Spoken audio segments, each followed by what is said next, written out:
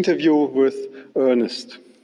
Ernest, you were a banker most of your life, and a few years ago you decided to go to science. Now you are teaching as a professor at Hongkong University, and you're dealing with subjects like economics, Buddhism, finance, mindful finance things. So when looking back to the finance, what were the problems in finance? What went wrong? Finance is definitely a very rewarding industry and career. But I think in the process, you actually really take you to think about what the profession means to you in terms of personal life. What is your relationship with society and environment? I see a lot of bankers are under a lot of stress. I see the financial systems are in huge volatility from time to time. Not to mention, we experienced a few financial crises in the past. What kind of the ramification or the impact of the financial systems to the daily well-being of each of the members of society. I think that is something that really ring an alarm bell to me when it comes to thinking about the profession or the career I want to continue in.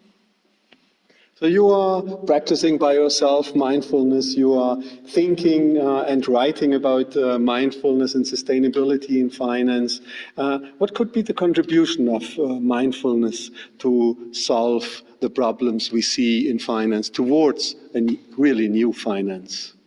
That's a very good question. So even in terms of mindful finance or mindfulness, it really trains us to think clearly in terms of our relationship with the finance systems, the way we consume, produce, or we interact with society, and more importantly, whether those decision makings, the relationship are sustainable. I think very often when we're dealing with the market, we take the market for granted. We think that the market somehow gives us all the solutions or information we need to make decisions. And even we think that the market is some invisible hand guiding us, telling us what is the right thing to do. But mindfulness demands us to reflect, think about what is the right thing to do, the do's and don'ts in our daily consumption and production activities. It demands us to think about what is sustainable in our well-being, what is sustainable in our life in relations to society and the environment. Is mindfulness related only to the individual, to yourself, to ourselves, or is it more? I think one of the insights we can develop from mindfulness is our relationship with society and environment, not as separate entities. Like our faith and our well-being are interconnected with society and the environment.